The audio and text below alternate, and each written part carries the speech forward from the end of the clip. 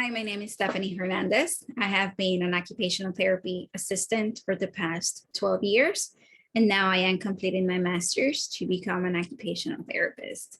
I want to thank each of you for taking the time to participate in my Capstone, for taking the pre-survey, now watching my educational presentation on cognitive stimulation therapy, and please don't forget to take the post survey after we are done with the presentation. Table of contents. We will talk about Alzheimer's disease, some statistics and symptoms. Then we'll jump into pharmacological and non-pharmacological interventions that are currently used to treat AD. Then we will talk about what is cognitive stimulation therapy, then the benefits, the program's features, the session structure, and how you can become a cognitive stimulation therapy facilitator. Alzheimer's disease. This is the most frequent cause of dementia in older populations, especially over 65 years of age. There are currently more than 5 million people only in the United States with AD. Between 2000 and 2019, deaths related to heart disease have decreased. However, deaths from Alzheimer's have increased by 145%. And it's projected that by 2050, there will be more than 12.7 million people with AD. Alzheimer's disease, again, it takes over the person. It doesn't just take away one thing. It takes away most of what makes the person itself. It takes the quality of life. It decreases the decision-making, occupational roles, poor judgment, progressive cognitive decline, language abnormalities. So again, it just overtakes everything that it makes the person. We know that psychiatric and behavioral symptoms are part of AD. There are 30 to 50% of patients with AD that exhibit some kind of hallucinations, and 70% demonstrate agitation or aggressive behavior. Some antipsychotic medications are being used to treat the psychosis or the behavioral disturbances. However, they are not approved by the FDA for neuropsychiatric symptoms, and this creates some concerns regarding the safety and efficacy. A study conducted in 2020 revealed that antipsychotics were related with decline in cognition and increase in dementia severity. They used two standardized assessments, and one was the mini mental state examination and the Montreal cognitive assessment.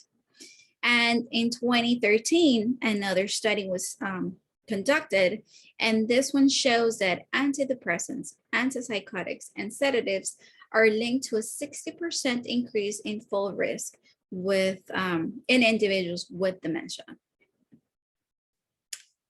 However, there is current non-pharmacological interventions that are also being implemented that does not cause the harm that drugs are causing on our AD population. For instance, there's acupressure and aromatherapy. It decreases agitation and improves cognition. We also have music therapy. It's proved that it manages behavioral and psychological symptoms as well as anxiety, and is cost effective. We have recollection therapy. It boosts memory, reduces depression, and enhances quality of life. There is also occupation-based interventions, and it decreases the decline or improves in activities of daily living and leisure activity performance. And we have physical exercises. These are linked to improve or maintain activities of daily living and functional mobility. These are just a few that are being used, and that it shows that there is effectiveness to treat individuals with AD. So what is cognitive stimulation therapy?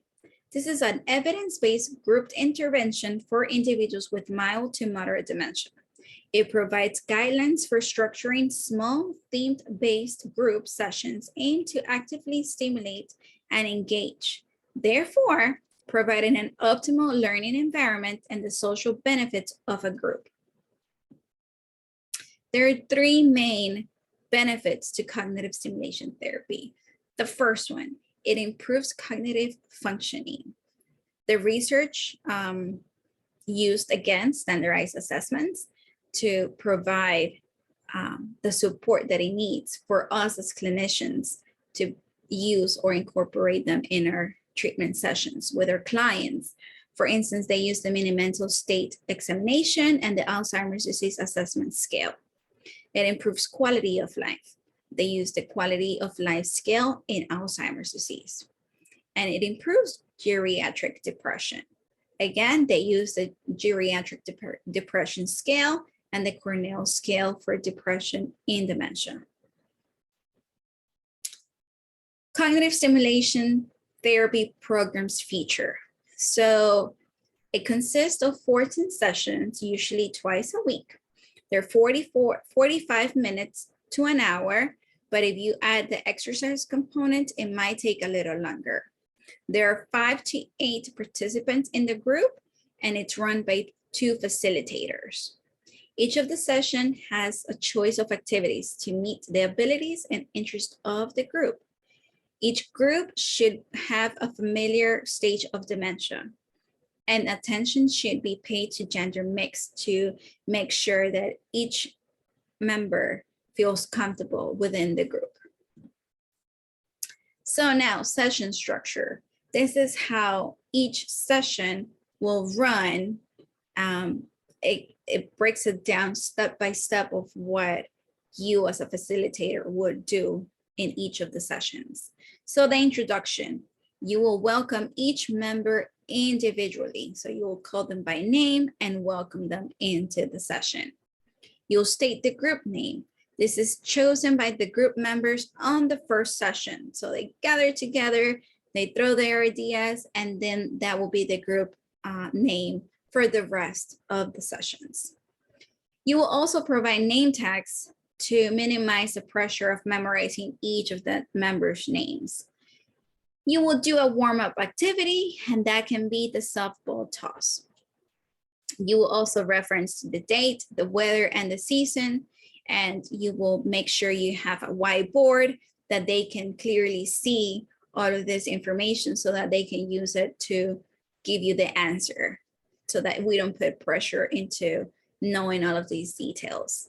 And then you'll talk about events that has happened since the last session, anything that happened in their daily activities, or anything that has happened that they want to share with the group. Then you'll sing a theme song at the beginning and at the end of each of the sessions. The song is chosen by the group members. If they're having a hard time, you can make suggestions, just take into account the group's demographics. And you don't want to sing the whole song, you just want to take part of the song or just the chorus. Just make it as simple as possible. The third part of the session is current affairs. So you will pull local or national sources such as the newspaper. You'll hand them to each participant a copy. Make sure the font is good enough for them. And then you'll just talk about the article. What do they think about it? How can it relate to something that happened to them in the past? What are their feelings about it? Just sharing. There's no right or wrong answer. You don't want to shy away from controversial stories, because that way we can peek into their brains and see what we can get from them. Then our fourth part of the session is the main activity. Each session centers around suggested activities on the manual, and I will talk about that a little later. But of course, you can always modify it. Why? Well, let's say that you have a female group and the activity says sports. Well, we know that sometimes females are not into sports. So of course, you can change it to make sure it applies to the population you're working with. You can also use multisensory stimulation. So that means that, let's say that we are talking about sports. We can bring different kind of balls, like a basketball, a baseball, a soccer, so that they can feel it and they can pass it around and just add that multisensory component to our session. The fifth step is activities for home. It can include handouts or the copy of the article that was discussed during the session so that they can take it home. And closure. You will discuss the time, the day, and the activity that will be done for the next session. And then you will just ask the participants their opinion regarding the session. What did they like? What caught their attention? Anything that they want to share. And of course, you'll end the session with the song again. So how and who can become a cognitive stimulation therapy facilitator? So a treatment can be administered by trained healthcare professionals working with individuals with dementia. So it can be social workers, occupational therapists, speech and language pathologists, registering nurses, anyone that has or is currently working with individuals with AD. The St. Louis University's Gateway Geriatric Education Center formed the Cognitive Stimulation Therapy Training Institute that provides the training and education to healthcare and social service professionals, learners, and caregivers. The link is below. It breaks it down into how much it is, how many weeks it is, the requirements to take this kind of course, and it gives you the manuals that you will need to run the sessions. These manuals break it down step by step, each activity, each introduction. It just gives you everything you will need to run the sessions smoothly and help each person in your group with Alzheimer's disease. This is the end of my presentation.